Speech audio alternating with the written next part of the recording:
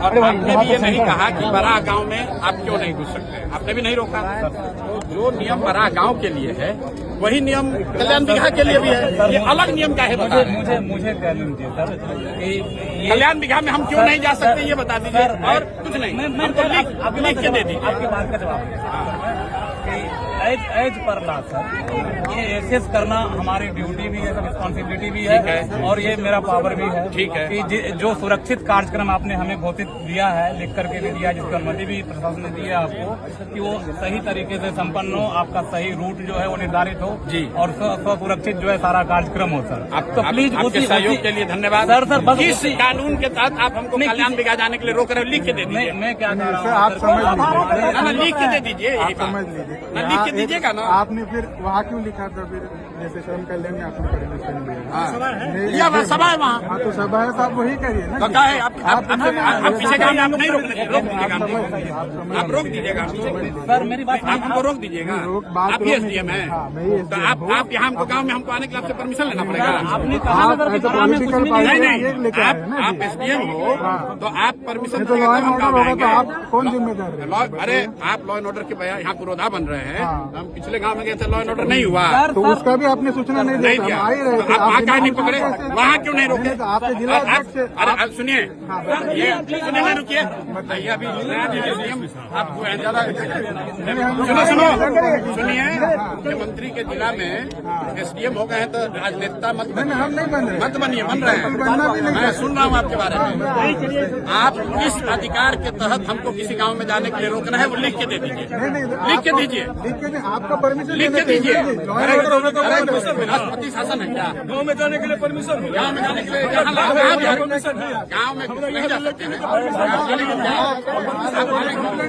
आप मालिक हो, दिखाइए कंप्लेन। अरे भाई पूछ लीजिए। नहीं दिखाइए कंप्लेन, दिखाओ कंप्लेन। बिल्कुल, मैं आपसे बहुत इज्जत से बात कर रहा हूँ, दिखाइए कंप्लेन। नहीं, अगर किसी गाँव वाले ने, देखिए मैं इतने देर से रुकलान से बात कर रहा हूँ, ये सुनो, रुकिए, अफसर होने का रुआब दिखाने का आदत आप लोग को लग गया है, समझे ना।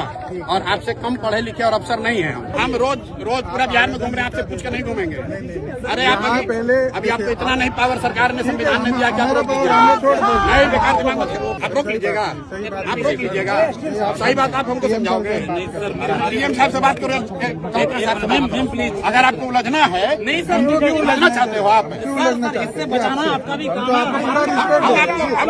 आपको दिक्कत ना हो जाए इसलिए। अरे हमारी दिक्कत है, चिंता मत करो, आप लिख के दे दीजिए, हम चले जाएंगे।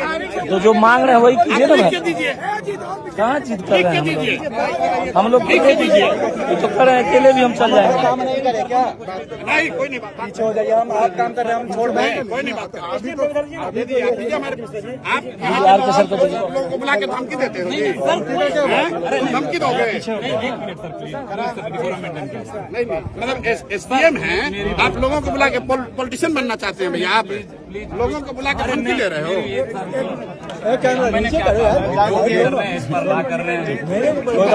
लॉ ब्रेक करने वाले लोग नहीं है। अरे मेरे भाई, हम लोग लॉ ब्रेक करने वाले लोग नहीं है।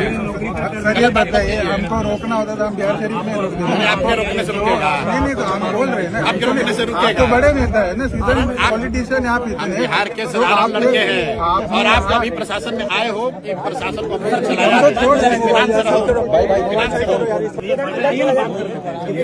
बात कर रही नहीं तो लिख के दे दीजिए, लिख के दीजिए, लिख कर दो, लिख कर दो। आपको 6 महीने बाद हम ही लोग आ रहे हैं, लिख के दो, नौकरी चली जाएगी।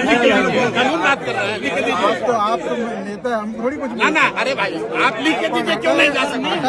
भैया किस कानून के तहत रोक रहे हैं?